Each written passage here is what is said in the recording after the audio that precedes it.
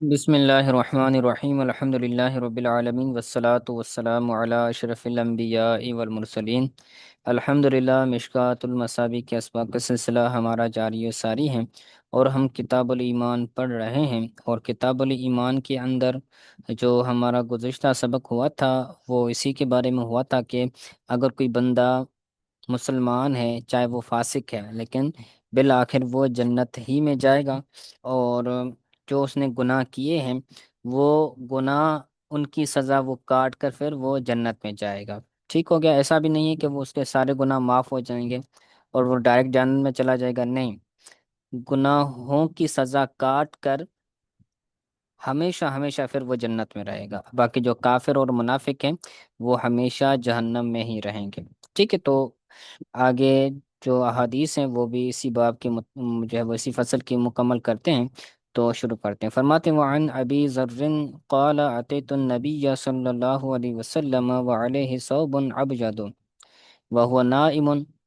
حضرت ابو ذر غفاری رضی اللہ تعالی عنہ سے روایت ہے، وہ فرماتے ہیں کہ میں حضور کی بارگاہ میں آیا اور حضور پر ایک چٹا سفید کپڑا تھا، ثوب ابیض، چٹا سفید کپڑا تھا، وہ نائم، اور حضور آرامی تھے، حضور سو رہے تھے۔ تو ثم اتیت وقد استيقظ، پھر حضرت ابو ذر رضی اللہ تعالیٰ عنہ چلے گئے واپس، پھر واپس تھوڑی دیر کے بعد پھر دوبارہ حضور کے بارگاہ میں آئے تو فرماتے ہیں کہ حضور جاگ چکے تھے۔ جب میں دوبارہ حضور کی بارگاہ میں آیا ثم اتیت ہوں تو حضور جاگ چکے تھے، تو حضور نے فرمایا ما من عبد قال لا الہ الا اللہ ثم مات علی ذلک، کوئی بندہ ایسا نہیں کہ جس نے کلمہ توحید پڑھا کہ لا الہ الا اللہ، اللہ کے سوا کوئی معبود نہیں ہے، اور اسی پر وہ مر گیا، مگر یہ کہ وہ جنت میں داخل ہوگا۔ تو یہ بندہ کلمہ طیبہ پڑھنے والا بندہ اسی کلمہ طیبہ پڑھتے ہوئے چلا گیا، یعنی اس کی جو موت ہے وہ ایمان پر ہوئی، تو سرکار نے فرمایا وہ جنت میں داخل ہوگا۔ کل تو و ان زنا و سرق، حضرت ابو ذر فرماتے ہیں کہ میں نے عرض کی یا رسول اللہ، اگرچہ وہ زنا کرے اور شراب پیے، اور اگرچہ وہ زنا کرے اور چوری کرے، تو حضور نے فرمایا جی، اگرچہ وہ زنا کرے اور چوری کرے۔ پھر انہوں نے جو ہے وہ پوچھتے ہوئے عرض کی کہ کل تو و ان زنا و ان سرق، کہ میں نے عرض کیا اگرچہ وہ زنا کرے اور چوری کرے، تو حضور نے فرمایا ہاں، اگرچہ وہ زنا کرے، اگرچہ وہ چوری کرے۔ پھر عرض کرتے ہیں کہ کل تو و ان زنا و ان سرقہ، کہ اگرچہ وہ زنا کرے، اگرچہ وہ چوری کرے، پھر بھی سرکار نے فرمایا ہاں، و ان زنا و ان سرقہ علی رغم انف ابی ذر، جی ہاں، اگرچہ وہ زنا کرے اور چوری کرے، آ، حضرت ابو ذر کی ناک خاک آلودہ ہونے کے باوجود، ٹھیک ہے، رغم انف ابی ذر، ابو ذر کی ناک خاک آلودہ ہونے کے باوجود اگرچہ وہ زنا کرے اور چوری کرے، ٹھیک ہے۔ تو یہ ایک الفاظ ہیں، کیونکہ زنا کرنا اور چوری کرنا یہ جو ہے وہ گناہ ہے، جو بندہ گناہ کرے گا تو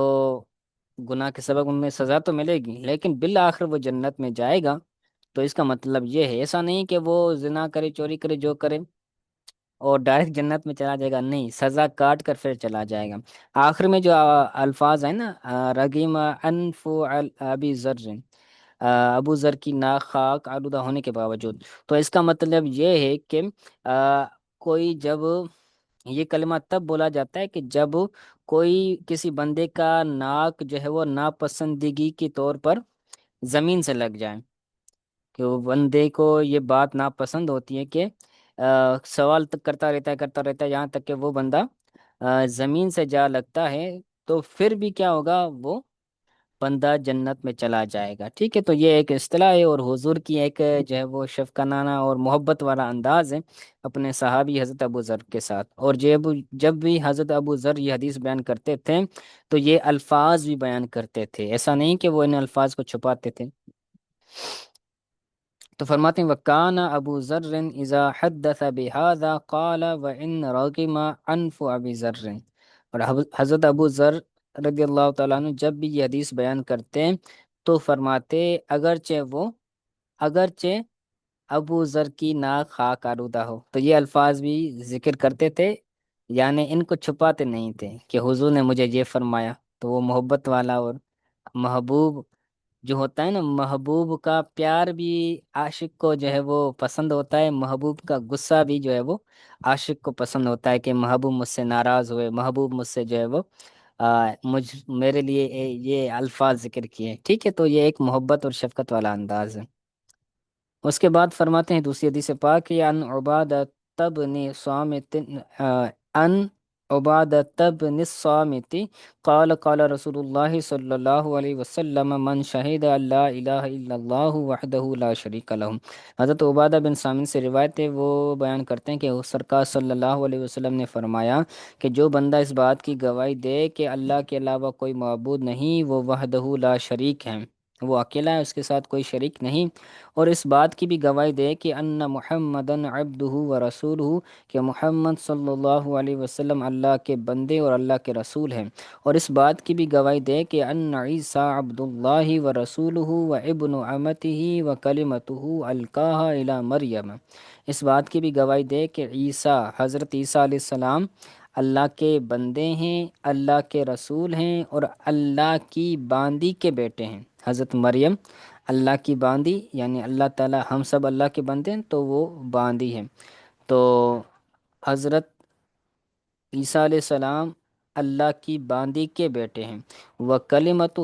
اور اللہ کا کلمہ ہے کہ جس کو اللہ تعالیٰ نے مریم رضی اللہ تعالیٰ عنہ کی طرف القاء کیا، ٹھیک ہے، یعنی حضرت عیسیٰ علیہ السلام اللہ کا کلمہ ہے، وروح منہ، اور اللہ تعالیٰ کی طرف سے روح ہے، والجنت والنار حق، اور جنت اور جہنم حق ہے، اس کا اعتقاد رکھے، اس کی گواہی دیں۔ اس پر جنت اور نار، اس پر نصب اس لیے پڑھیں کیونکہ اس کا عطف ہے عیسیٰ پر۔ عیسیٰ جو ہے وہ ان حروف مشبہ بالفعل کی وجہ سے منصوب ہے، تو اس کا عطف ان پر ہے، تو یہ پھر یہ بھی کیا ہو جائیں گے، منصوب ہو جائیں گے، ٹھیک ہے، والجنت والنار حق۔ اس کے بعد فرماتے ہیں جو بندہ یہ گواہی دے تو کیا ہوگا، اس کے جزا کیا ہوگی، فرماتے ہیں ادخلہ اللہ الجنت، اللہ تعالیٰ اس بندے کو جنت میں داخل فرمائے گا، علی ما کان من العمل، اس کا کوئی بھی عمل ہو، یعنی اس کا مستقل ٹھکانہ پھر جنت بن جائے گا۔ گناہ جتنے کر رہا ہے تو گناہ کرنے کی وہ سزا کاٹ کر بالآخر جنت میں ہی چلا جائے گا، ٹھیک ہے۔ اس کے بعد اس جو حدیث یہ جو فصل ہے، اس کی آخری حدیث پاک بیان کرتے ہیں، فرماتے ہیں وعن عمر بن العاص قال اتيت النبي صلی اللہ علیہ وسلم فقلت ابسط يمينك فلأبايعك فلأبايعك فبسط يمينه فقبضت يديه۔ حضرت عمر بن عاص سے روایت ہے، حضرت عمر بن عاص فرماتے ہیں کہ میں حضور کی بارگاہ میں آیا تو حضور کو میں نے عرض کی ابسط یمینک، یا رسول اللہ آپ اپنا دایاں ہاتھ آگے کریں، ابسط یمینک، اپنا دایاں ہاتھ آگے کریں، لِأُبَايِعَكَ، تاکہ میں آپ کی بیعت کروں، تاکہ میں آپ کی بیعت کروں، یعنی بیعت کی ایسے ہاتھ پر ہاتھ رکھ کر بیعت کی جاتی ہے نا، تو حضور صلی اللہ علیہ وسلم کو عرض کی کہ آپ جو ہے وہ ہاتھ آگے کریں تاکہ میں آپ کے ہاتھ پر ہاتھ رکھ کر بیعت کروں۔ تو فبسط یمینہ، تو حضور نے اپنا سیدھا ہاتھ جو ہے وہ آگے کیا، فقبضت یدی، تو میں نے حضور کے ہاتھوں کو کیا کیا، پکڑ لیا، حضور کے ہاتھ کو پکڑا، اور حضور کے ہاتھ کو پکڑا تو سرکار نے فرمایا فقال ما لک یا عمر، اے عمر آپ کو کیا ہے، یعنی جب کوئی بندہ کسی کے ہاتھ کو پکڑے تو اگلا بندہ پوچھتا ہے کہ کیا ہوا، ہاتھ کو کیوں پکڑ رہے ہو، تو انہوں نے عرض کی، حضرت عمر بن عاص نے، کہ کل تو عرض کی اردت ان اشترط، میں ارادہ کرتا ہوں کہ میں شرط لگاؤں، اردت ان اشترط، میں ارادہ کرتا ہوں کہ شرط لگاؤں، حضور کو عرض کی، حضور نے فرمایا کہ فقال تشتری تو ماذا، آپ کیا شرط لگانا چاہتے ہیں؟ تو انہوں نے عرض کی کل تو این یغفر لی، کہ میری بخشش کی جائے، یعنی میں آپ کا ہاتھ تب تک نہیں چھوڑوں گا جب تک میری بخشش نہ کی جائے۔ تو حضور نے فرمایا اما علمت یا عمر ان الاسلام یہدم ما کان قبلہ، کہ اے عمر کیا آپ نہیں جانتے، اما حمزہ استفامیہ ہے اور ما نافیہ ہے، اما علمت کیا آپ نہیں جانتے اے عمر کہ اسلام مٹا دیتا ہے اس سے پہلے کی تمام گناہوں کو، یہ دم ما کان قبلہ کا مطلب ہے کہ جو اسلام قبول کرنے سے پہلے کسی بندے نے گناہ کیے، شرک جو ہے وہ شرک کیا، کفر کیا، تو وہ سارے کے سارے اس کے گناہ کیا کیے جاتے ہیں، معاف کر دیتا ہے، اسلام وہ مٹا دیتا ہے۔ وَأَنَّ الْحِجْرَةَ تَحْدِمُ مَا كَانَ قَبْلَهَا، اور ہجرت سے پہلے کی جو گناہ ہوتے ہیں وہ اس کو مٹا دیتا ہے، اور حج کرنے سے پہلے کی جو اعمال ہے اس کو مٹا دیتا ہے، برے اعمال۔ وَأَنَّ الْحَجَّ يَهْدِمُ مَا كَانَ قَبْلَهُ۔ ٹھیک ہے، تو کوئی بندہ عمرہ کرنے جاتا ہے یا حج کرنے جاتا ہے یا ہجرت کرتا ہے ایک جگہ سے دوسری جگہ، یا کوئی بندہ نان مسلم ہے تو وہ مسلمان بنتا ہے، تو اس کے جو گناہ تھے تو وہ سارے کے سارے گناہ کیا ہو جائیں گے، معاف ہو جائیں گے۔ ٹھیک ہے، تو اسلام کی یہ خوبصورتی ہے اور اسلام کی یہ اچھائی ہے۔ آ، ٹھیک ہو گیا، تو آگے فرماتے ہیں والحدیثان مرویان عن ابی ہریرہ، اور دو حدیثیں جو حضرت ابو ہریرہ سے مروی ہیں وہ یہ ہے کہ آپ فرماتے ہیں کہ قال تعالی انا اغنى الشرکاء عن الشرک، میں شرکا یعنی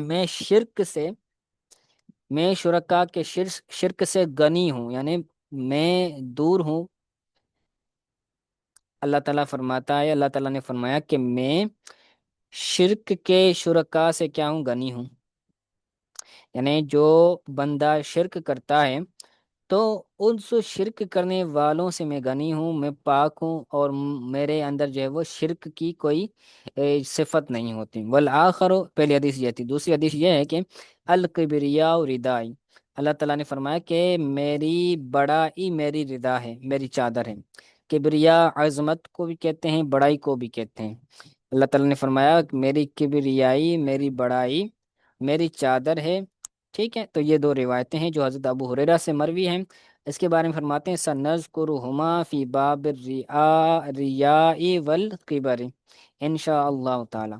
ان دونوں احادیث کو ہم عن قریب ریا اور